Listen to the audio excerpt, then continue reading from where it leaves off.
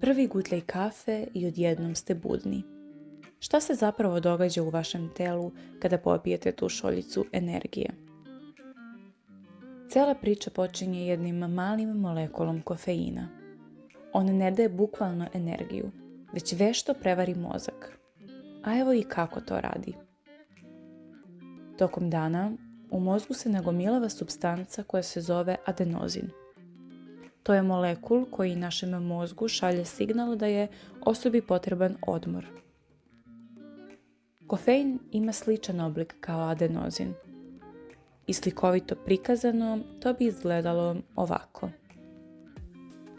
Zamislite gužvu u autobusu. Adenozin je putnik koji je rezervisao kartu.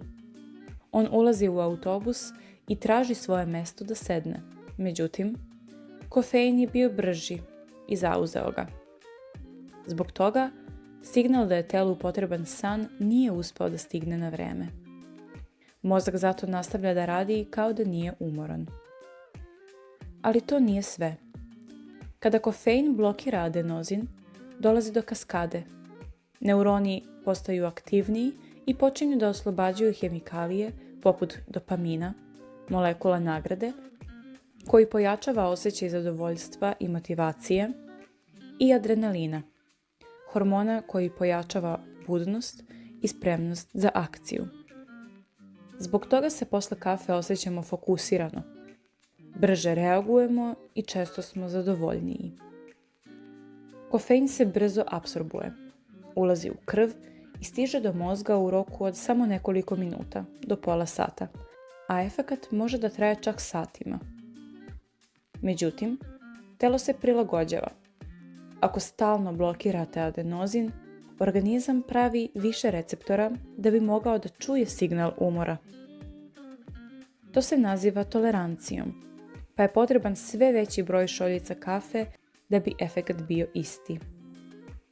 Zato, kada ne popijete kafu, taj izostanak kofeina može izazvati glavobolju i pospanost.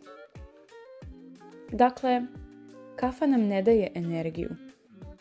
Ona samo utišava poruke umora i pušta naš mozak da radi duže. To je jako pametan hemijski trik koji nas samo kratkoročno čini produktivnim, ali dugoročno gradi toleranciju. Zato, sljedeći put kada skuvate sebi kafu, setite se. Vi samo uživate u jednoj maloj neurohemijskoj prevari.